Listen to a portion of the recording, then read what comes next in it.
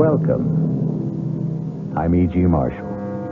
Welcome to the sounds of suspense, to the fear you can hear. I have a story for you about a writer of books.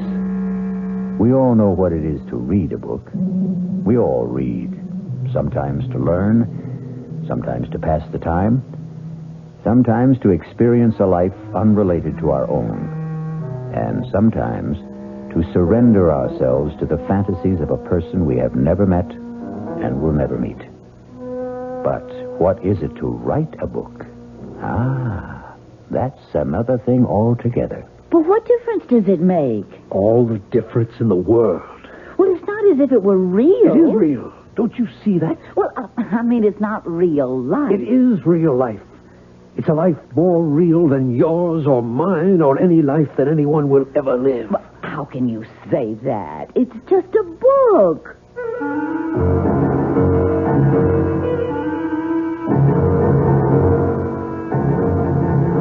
Our mystery drama, 3 Women, was written especially for the Mystery Theater by Elspeth Eric and stars Ruth Ford.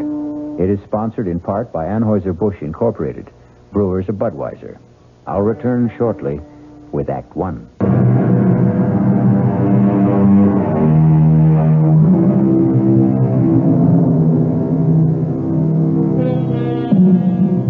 What is a book? 200, 300, 400 pages of words lying side by side in rows. That's all. Words we all know. Many of them we use. Nothing mysterious about the words themselves. But they are not thrown helter-skelter on the pages, are they? No, they lie there in a certain order, each one following on the one before. And who prescribed that order? Who put this word here and that word there? A writer. And this is the story of a writer named Stephen Lake and the book he wrote.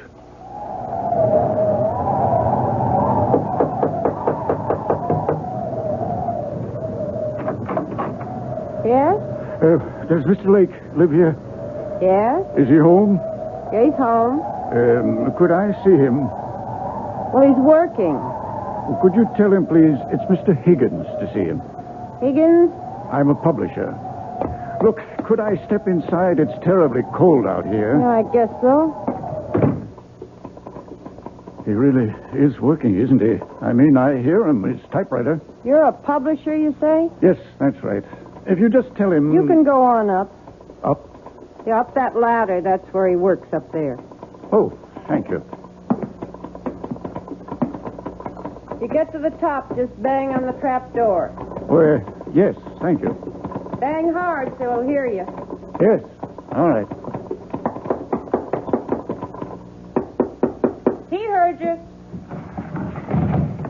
Mr. Lake, I'm Albert Higgins. Albert Higgins. Not from... Yes, from Higgins and Hart. All right to come up the rest of the way? All right. Well, I should say. Can you make it? Can I help you? I think I can. Yes. There we are. I can't believe it. Mr. Albert Higgins. Very same. This where you work? Yes, it's the only place I can get away.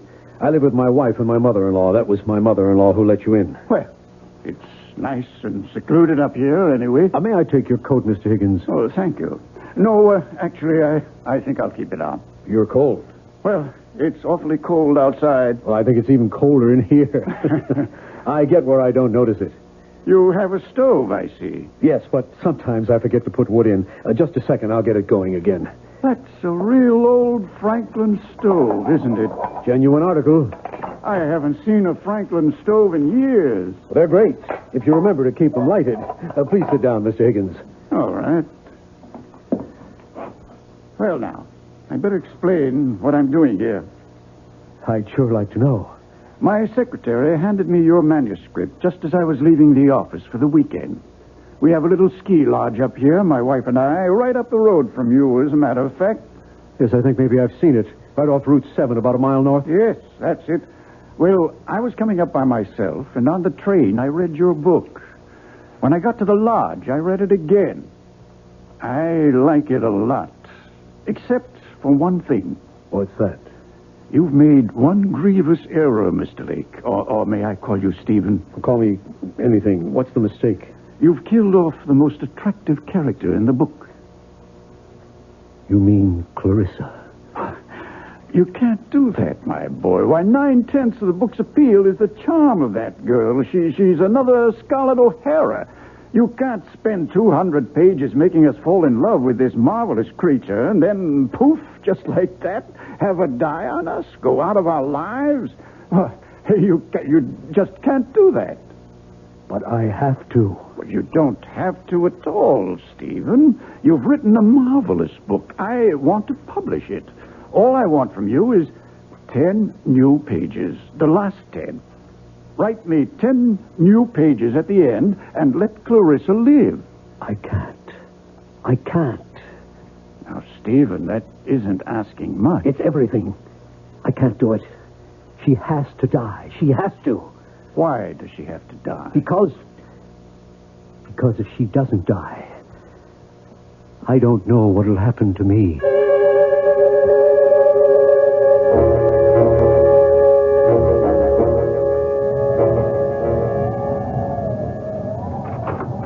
Mama? That's you, Loretta? It's me. Well, get your boots off. Dinner ready? Just about. Have you called Stephen? He gets so wrapped up in his writing. Well, he's not wrapped up now. Listen to him. He's thinking, Mama. He's walking up and down to help him think. Well, he can't be putting words down every single minute. He's been walking up and down like that ever since that man left. What man? Was somebody here? Mr. Higgins. Higgins? Albert Higgins?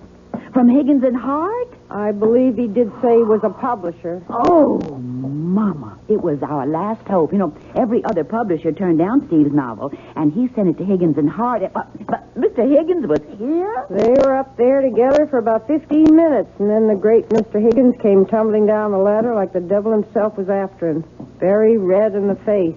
Looked at me like everything was my fault and catapulted out of here. Well, you didn't ask Steve what happened? Loretta, when have I ever asked Mr. Genius-type novel writer Stephen Lake anything?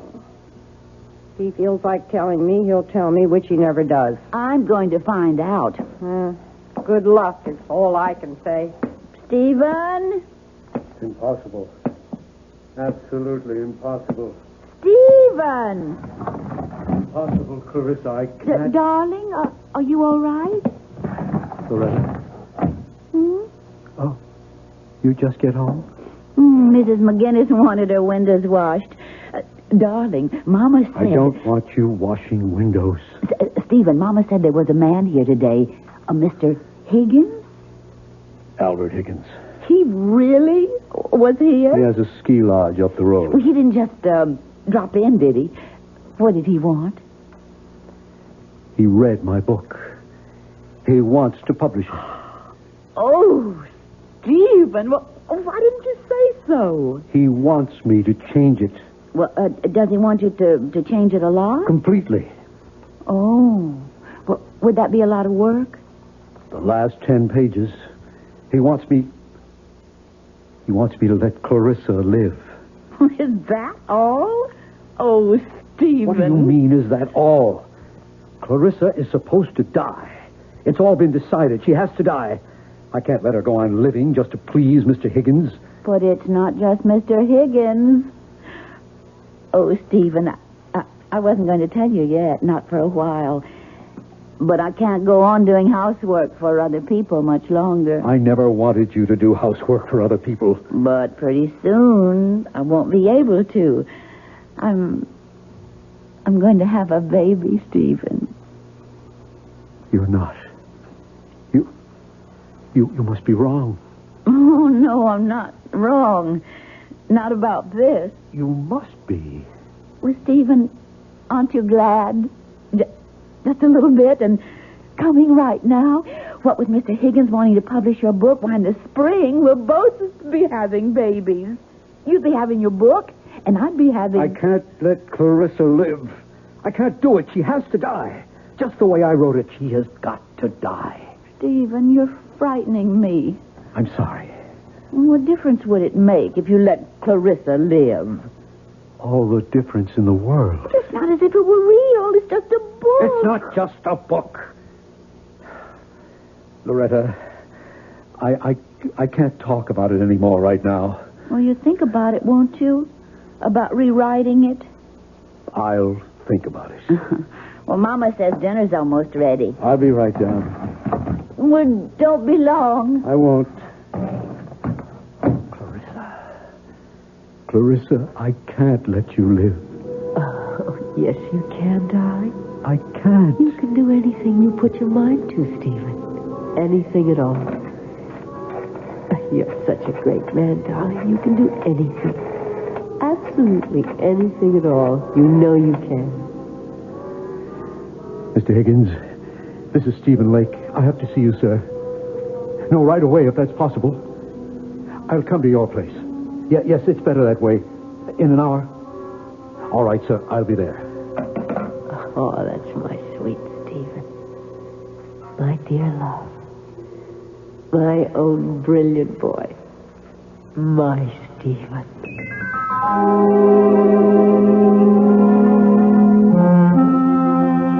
I'm glad you called me, Stephen. I must say I was a trifle perturbed at your outburst this afternoon. It seemed such a little thing I was asking, to kill off a character like Clarissa in the last 10 pages when you've spent the entire book constructing her magnetic personality. It's not right. I have to do it, sir. But it's cheating, leading your readers up the garden path. I'll tell you something which perhaps I shouldn't, but anyway, I discussed with my wife the possibility of a sequel to this book, using the same central character. Clarissa? It's a shame to waste a character like that on one book. There should be another, and perhaps another. How can we do that if you kill her off at the end of your first book? Mr. Higgins, I've been writing for 7 years steadily. I've never sold anything. 6 years ago, I got married. My wife, Loretta, has been working as a domestic all these years, and her mother goes out every day to do other people's laundry. I haven't brought in 1 red cent in all that time. But now you will. Lots of red cent. The house we're living in, that's an abandoned one-room schoolhouse. We bought it a year ago with every cent we had in the savings bank. $400. At a county auction. The room where I work used to be the place where they stored supplies. We got the Franklin stove from a junkyard. If you want the truth, we stole it. Young writers never have it easy, Stephen. My wife has never complained, never once. She's scrubbed other women's floors. She's washed their dishes and dusted their furniture and scoured their bathtubs and polished their silver. Well, in view of all this, I should think you'd jump at the chance to have your novel published. I do jump at it. I am jumping at it. Only, I can't let Clarissa live. She's got to die 10 pages from the end of the book. But that's unreasonable. Don't you think I wanted her to live? Don't you think I kept her alive as long as I could? You think I wanted to kill her? I had to. I can't for the life of me see why. Because I'd fallen in love with her. Oh, come now, Stephen. Deeply, hopelessly, irrevocably in love. Now, my boy, I've been a publisher a long time. I've talked to dozens of authors.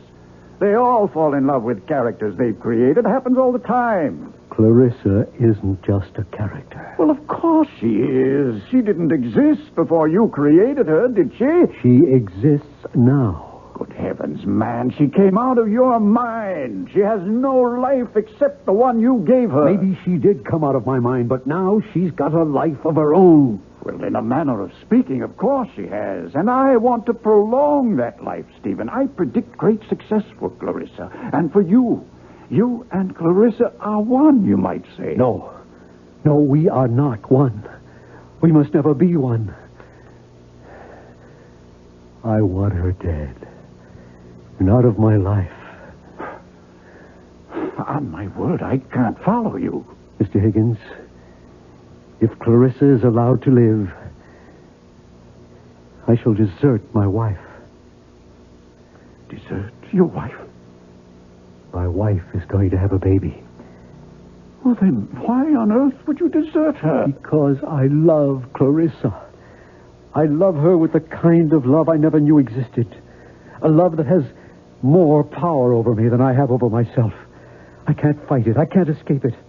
It haunts my waking hours and my dreams as well. Those last 10 pages of the book weren't easy to write, Mr. Higgins. But I had to write them. I had to free myself somehow from a love that was destroying my soul, my life. I don't think you're quite sane, Stephen. Neither do I. Suppose we were to publish the book as it is. Oh, if only you would. And Clarissa dies. What then? Why, then, she'd go back to being a character in a book. And if you let her live? Then I would follow her. My life, my body, even my talent would belong to her. I myself would belong to Clarissa and to her alone.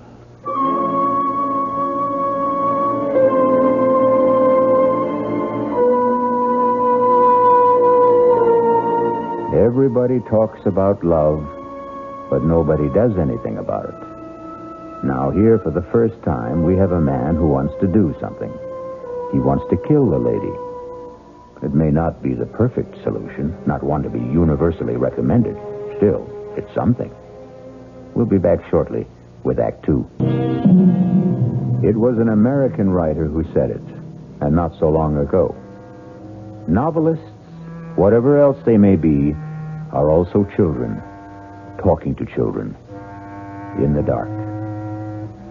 Listen with me now to the second act of Three Women. Stephen is talking to Clarissa, a character he created in one of his books, In the Dark. Clarissa, I can't let you go on living. But I want to, Stephen. Of course you want to. We all want to. But I want to so badly, and it's your fault, Stephen.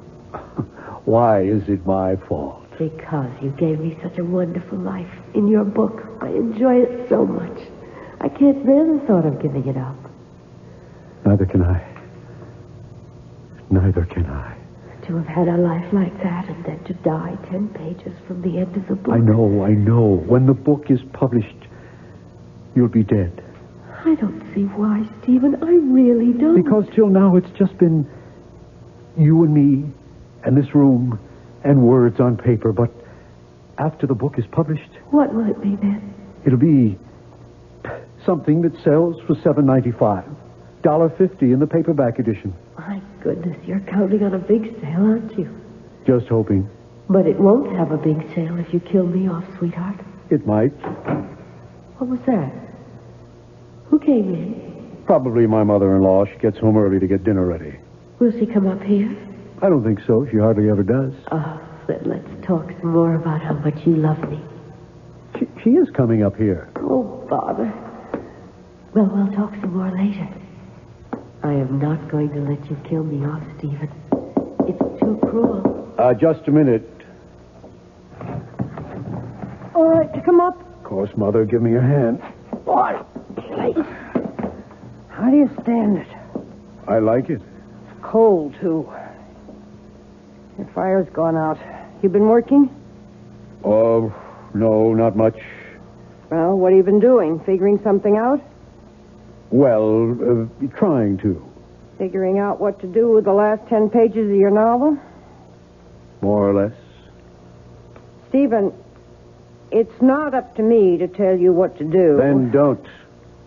I don't know one book from another, but this book of yours, it's a novel, isn't it? It's a novel. About made-up people, right? Yes. So what's the difference? You can do what you want with made-up people.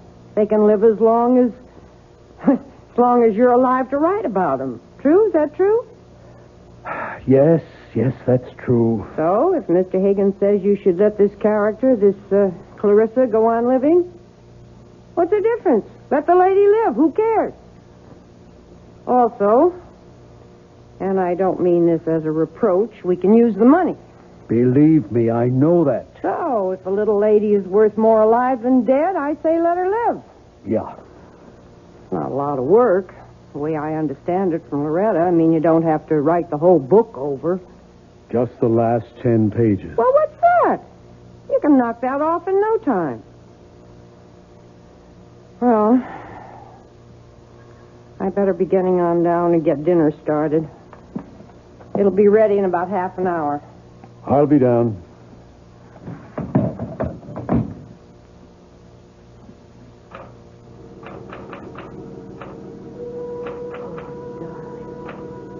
Darling, yes.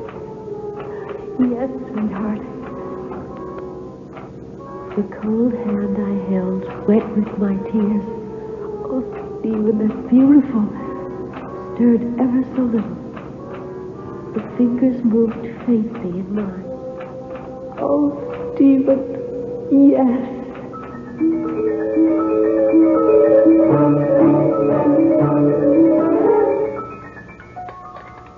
That was a very good dinner, Mother. How would you know? You hardly tasted it. Well, what I did taste was awfully good. Nobody's going to eat anymore. I'll clear. Well, let me help, dear. Oh, don't be silly, Mama, and I'll finish up. You go back to work if you want to. Well, all right. I guess I will. Poor Stephen. He looks awful. He hardly eats anything anymore. I had a talk with him today about changing the book. What did you say? I said, what's the difference? Character in a book can be alive or dead. Who cares? Stephen cares. Well, why should he? Oh, Mama. He's a writer. Writers care about these things. It has something to do with, artistic integrity. You think maybe somebody's putting things into Stephen's head? Artistic notions, things like that? Who would do that? Mr. Higgins wants him to change the book. I wasn't thinking of Mr. Higgins. I was thinking of some woman. What woman? I don't know what woman. I don't suppose I should say this, but lots of times I hear him talking up there. Oh, Mama. Steve talks to himself all the time when he's trying to work things out. This isn't talking to himself. This is talking to somebody. There's a big difference. And another thing, that mattress he has up there, it looks to me like there's two people been lying on it. Mama! All right. I told you I shouldn't say it. Now I'm sorry I did. He didn't seem very happy about the baby. I should have kept my mouth shut. Oh, that's all right. You finish up the dishes. I'm going up to talk to him. Don't say I said anything. Don't tell him we've been talking. I won't. Yeah, just a second.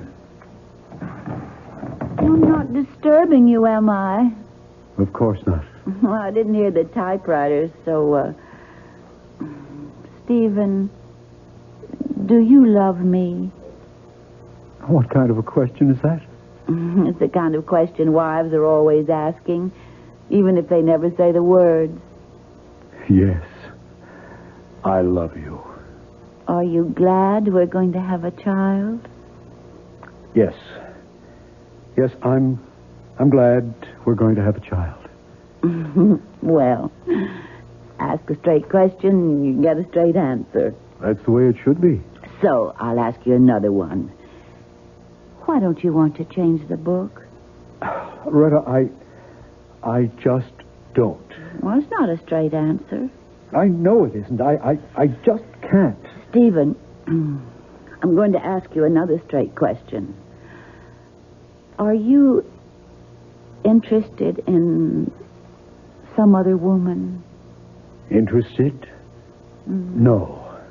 Because if you are, I'll go away. No, I don't want you to go away. I'll go away and have the baby someplace else. Till you get over this other woman, then I'll come back. Or if you don't get over her, I'll stay away. Oh, Loretta. Stephen, can you swear to me that there's no other woman in your life except me? Can you promise me that? Loretta, I swear to you, I promise you that I love you. that I love you, that I want you for my wife for always, for as long as we live. I guess I'll have to be satisfied with that. It's the truth. All right. I'll let you work now. Oh, I thought she'd never leave. Please, Clarissa, I don't feel like talking to you right now. Why didn't you tell her about me? How could I tell her about you? She wouldn't believe me. Nobody would. Darling, you know what I was thinking while Loretta was going on and on about herself and you and the baby she's going to have? I was thinking, why don't I have a baby? Oh, not in this book, of course, but later on in some other book. I'll have this perfectly gorgeous child who'll have my sweet disposition and your marvelous grace. How about that?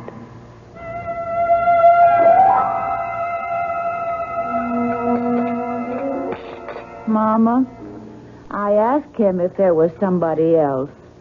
Another woman. Oh, well. He said he loved me and wanted me for his wife for as long as we live. Well, I still hear him talking up there, and it certainly sounds to me like he's talking to somebody.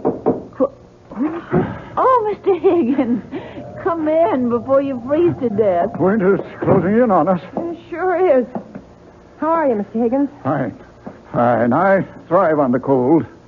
Mrs. Lake, your husband's in, I hope. He's up there, working, I guess. Has he talked to you about, about Clarissa, keeping her alive? He just says he doesn't want to. All right to go up and see him? Oh, I'm sure it is. Good luck, Mr. Higgins. Thank you.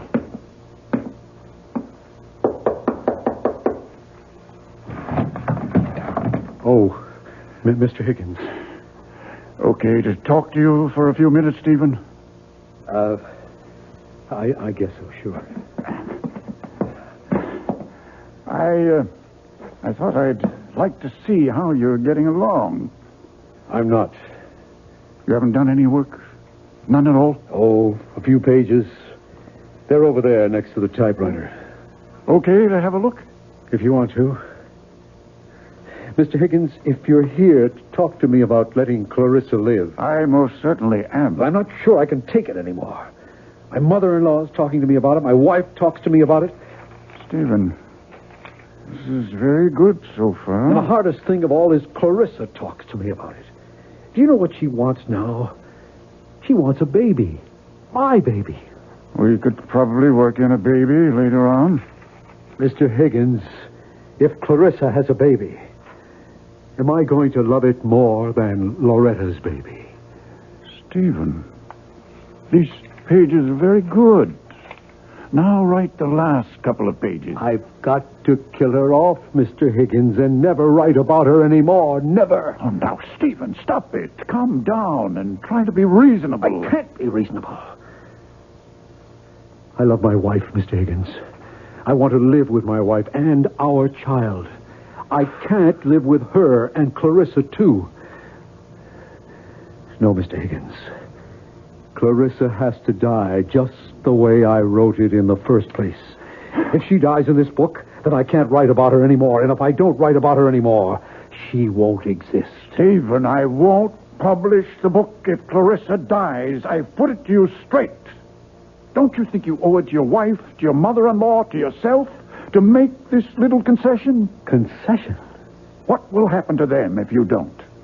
What will happen to them if I do?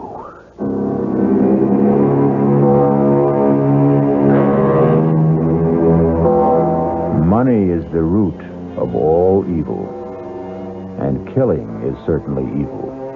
Yet, here we have a man who wants to kill and is letting himself be talked out of killing for money. It leaves us with the perplexing question, what is evil? Maybe we'll find out when we return shortly for Act 3. Pity the poor novelist, alone with his thoughts, his visions, his conceits, his fancies, his only solid, substantial companion, his typewriter. Stephen? What is it, Clarissa? Everybody wants me to live except you. I know. And you're the one who loves me. I know. Nobody else even knows me. Except from reading the book, and that's not really knowing. Clarissa, I wish you'd let me work. How am I doing? You're living. Oh, Just barely, but you're living. I thought I was. Because I was feeling so warm and loving about you. I know the only reason you're keeping me alive is for the money. You can't fool me, Stephen. If there was a way to kill me and still make the money, I bet you'd take it. There ought to be a way. Clarissa, you've given me an idea. Oh, it makes me very happy if I've given you something. You've given me everything. It's about time I gave something back to you. Mr. Higgins, Stephen Lake. Yes, I have an idea. I have to talk to you about it right away. Can I come to your house? Well, that's all right. I have snowshoes. I'll be there in, say, half an hour. Thanks, Mr. Higgins. What kind of an idea have you got? Never you mind. I'm coming with you. I don't want you tagging along. I want to tag along. Where are my snowshoes? Right there. Now, what's this big idea you have to tell Mr. Higgins? None of your business. Is it about me? As a matter of fact, it is. So then it is my business. Stephen, you're not going to kill me off, are you? I thought that was all decided. Are you?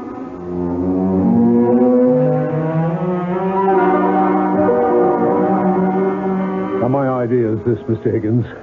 I'll finish up the book just the way you want it. Good. Clarissa stirs and comes to life.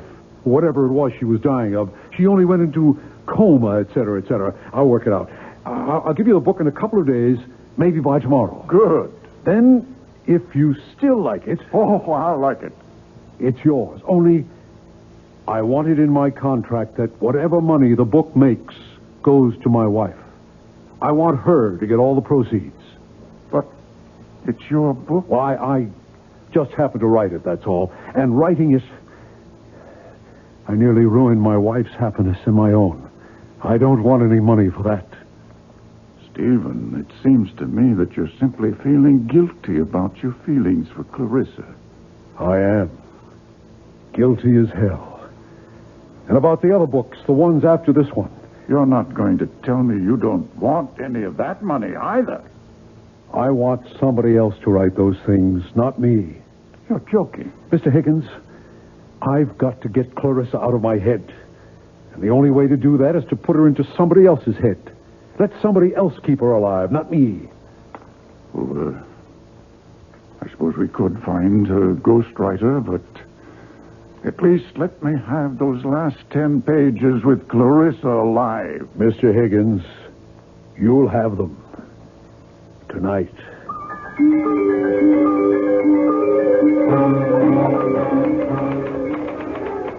My, you are busy, aren't you? Very. You're working on the new ending to the novel, aren't you? That's right. And I get to live and live and live and live. Clarissa, it's cold in here. Why don't you do something useful, like putting some wood in the stove? I don't know how. You don't know much, do you? Enough. Okay, I'll do it. Make a nice big fire, and then we can sit and talk about what's going to happen next. What do you mean by next? And all the other books, the ones you're going to write after this one. Now blow on this fire, will you? Oh. At least you can do that. Okay. Go on, tell me about the other books. I don't know anything about the other books. Would you like to hear some of my ideas? Not really. Well, that's enough. You can stop blowing. It's caught fire. That feels good. I think the next novel ought to be in Venice. Clarissa, I have made a deal with Mr. Higgins. When I finish these 10 pages, thereby keeping you alive, I shall turn them over to him to replace the original 10. And then I shall write no more books. Well, No more books about you, anyway. But Mr. Higgins thinks I'm wonderful. He wants lots of books about me. He's going to get lots of books about you, but they won't be written by me. But who'll write them? A ghost. A ghost? I don't want to be written by a ghost. I'm part ghost myself. Oh, he'll be a real live man. A ghost writer. That's what they are called in the publishing business. But it won't be you. Definitely not me.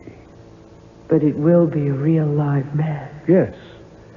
And now, if you'll excuse me, I'd like to get back to work. I wonder, will he be as handsome as you? Handsomer, probably. I wonder, will he love me the way you do? For his sake, I hope not. I wonder, will I love him? Why should you love him? Why not? You never loved me. Oh, that's the way you wrote it. I couldn't love anyone. Except yourself. But he might write me differently, mightn't he? He shouldn't. He should follow the character exactly as I've set it down in the first book. But if he falls in love with me, he might want it changed so I could fall in love with him. It would be so much more convenient for everybody. Clarissa, you wouldn't. Wouldn't what? Fall in love with the ghostwriter. Would you? How should I know? Well, you wouldn't have his child. You wouldn't do that. I think I'll put another piece of wood on the fire. Or would you rather do it? Clarissa, would you have his child? There. Oh, look. That's a nice fire. Lovely. Answer me. Would you have his child? Well, Stephen, if that's the way he writes it, I guess I'll have to. Stephen, what are you doing? Oh, no. You're not going to have his child. No. Stephen. You're going back to where you were in the original. You're going to die 10 pages from the end of the book. You're not going to burn the new pages, Stephen. You're not. Don't. Help! Help! Someone help me! I'm on fire! Help me! The quilt! Get me the quilt, please! Help me!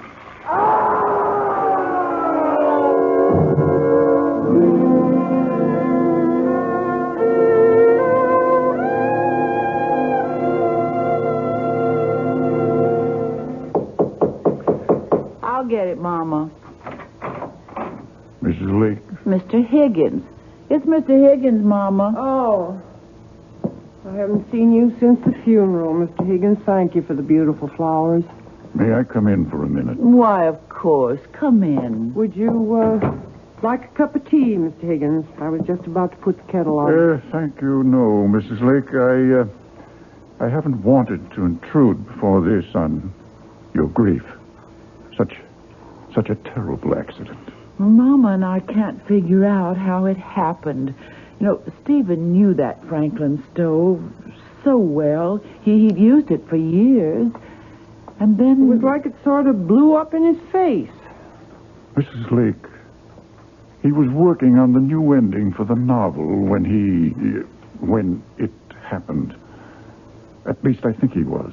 Well, I don't know for sure, Mr. Higgins. He promised me I'd have the new pages that same night. He acted as though he couldn't wait to get started. Oh, then I imagine that's what he was doing. Mrs. Lake, would you mind if I'm not intruding? Could I go up and take a look?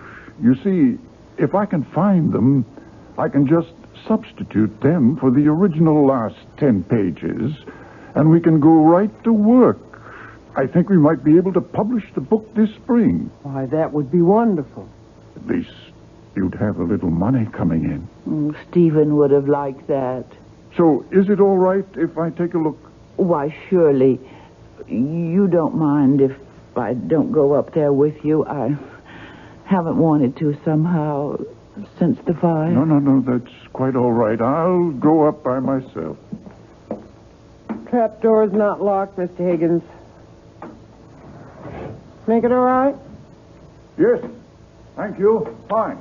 Oh, I suppose I should have cleaned up that place, but I just couldn't. No hurry. When the time comes, I'll do it. It never entered my head to look for those 10 pages. No, they're mine. Mama, if he finds the pages and publishes the book, and if it's a success, that'll be nice, won't it? Mrs. Lake, What is it, Mr. Higgins? You found them? I found something. I found these 10 pages, Oh, thank the good Lord. all neatly stacked beside his typewriter. Oh, I'm so glad, Mr. Higgins. Glad. Have you read them? Well, no. Well, listen. Lovely, gorgeous Clarissa lifted her beautiful head. She wasn't dead after all. Well, But that's not the way Stephen writes. I could hardly believe my eyes. That creamy complexion was beginning to pinken. Pinken? There's no such word as pinkin. My adorable sweetheart had only fainted and wasn't dead at all. My goodness, but I was happy. Now I ask you... Stephen didn't write that way at all. Nothing like that. And who did? Who did write this awful trash? Mr. Higgins, you don't think that... Well, somebody wrote it. It's typed on his typewriter. You don't suppose it is possible that Stephen went mad and wrote this awful stuff while he was unbalanced? Mr. Higgins, if Stephen was a certified lunatic, he couldn't write 10 pages like those there.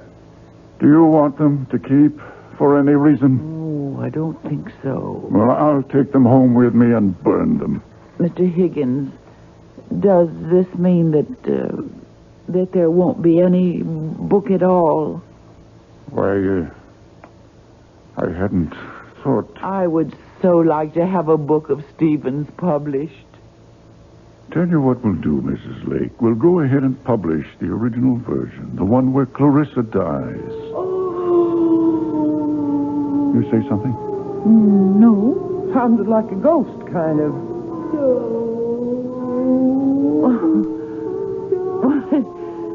It really does sound like a ghost. Must be the wind. Huh. Well, I'll be getting along. And don't you worry, you two. There'll be a little money coming in. It's still a good novel, even with Clarissa dying. Too bad, though. I'd hoped Clarissa would have a long and happy life, but such is fate.